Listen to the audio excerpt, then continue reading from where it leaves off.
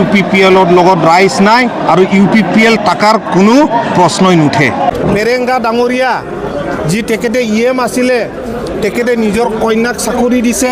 UPPL দল আপোনালোকে জানে তেখেতসকলৰ যিবিলাক MP নিজকে ৰজা বুলি ভাবে, যিবিলাক MLA নিজকে ৰজা বুলি ভাবে, পাব্লিকৰ লগত নাথাকে। UPPL থাকিব কেনেকৈ? UPPL আৰু নাই। UPPLত চিৰাঙত দুজন MP আছে, দুজনে নিজকে ৰাজা বুলি ভাবে। হাগ্ৰামা মহিলাৰী ডাঙৰীয়াই যথেষ্ট কাম কৰি আছে, তেখেতে গেৰেণ্টি দিছে, গেৰেণ্টি মতে তেখেতে কাম কৰি আছে। UPPLত যদি থাকে আমি বড়োলেণ্ড অঞ্চলৰ ৰাইজৰ কাৰণে কাম কৰিব নোৱাৰে। ইয়াৰ কাৰণে আজি BPFৰ লগত আমি যোগদান কৰিছোঁ। UPPL গভৰ্ণমেণ্ট চলি থকা সময়ত আপোনাৰ প্ৰমোদ বড়োৱে কেতিয়াও BTC একৰ্ড পালন কৰা নাছিলে, কিন্তু হাগ্ৰামা মহিলাৰী ডাঙৰীয়া আহি 27 জানুৱাৰীত যিটো একৰ্ড হৈছে পিচ একৰ্ড, এয়াও তেখেতে পালন কৰিছে আৰু যিবিলাক ছিগনেটৰী তেখেতসকলক সম্বৰ্ধনাও জনাইছে। প্ৰমোদ বড়ো ডাঙৰীয়াই দেৱৰগাঁৱত যিটো আছে বড়োলেণ্ড মাৰ্টেজ স্মৃতি, তাতো এবাৰো যোৱা নাই 5 বছৰত।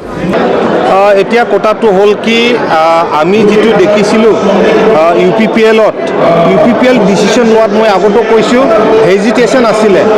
পাৰ্টিৰ ডিচিশ্যনত, গভৰ্নেন্সৰ যিটো এডমিনিষ্ট্ৰেশ্যনৰ ডিচিশ্যন, এইবোৰ চবতে UPPL দল হিচাপে হেজিটেট কৰে, চাইন কৰাত হেজিটেশ্যন কৰে আৰু ইনএফিচিয়েঞ্চি আমি ক'ব লাগিব গভৰ্ণমেণ্ট চলোৱাত। ইয়াৰ কাৰণে UPPL দলৰ লগত আমি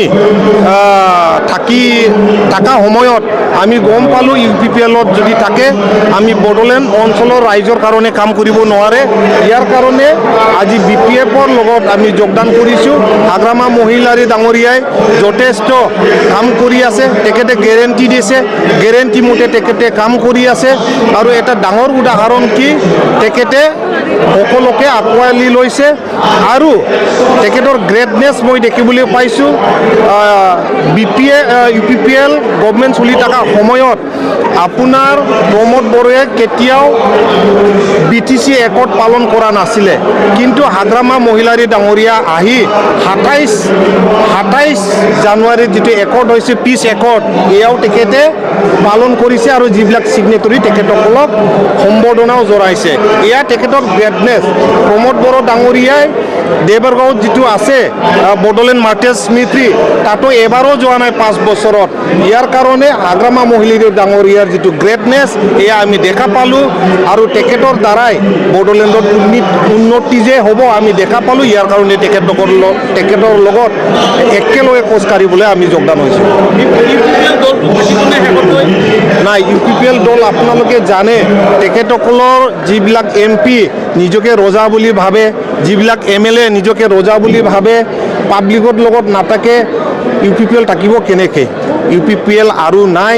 UPPLত চিৰাঙত দুজন MP আছে, দুজনে নিজকে ৰাজা বুলি ভাবে আৰু নিজৰ যিবিলাক বুথ কেন্দ্ৰ তাতে তেখেতসকলে হাৰে।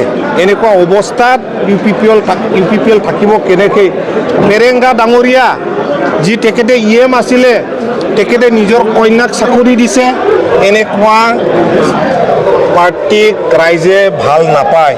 ইয়াৰ কাৰণে UPPL লগত ৰাইজ নাই আৰু UPPL টাকাৰ কোনো প্ৰশ্নই নুঠে।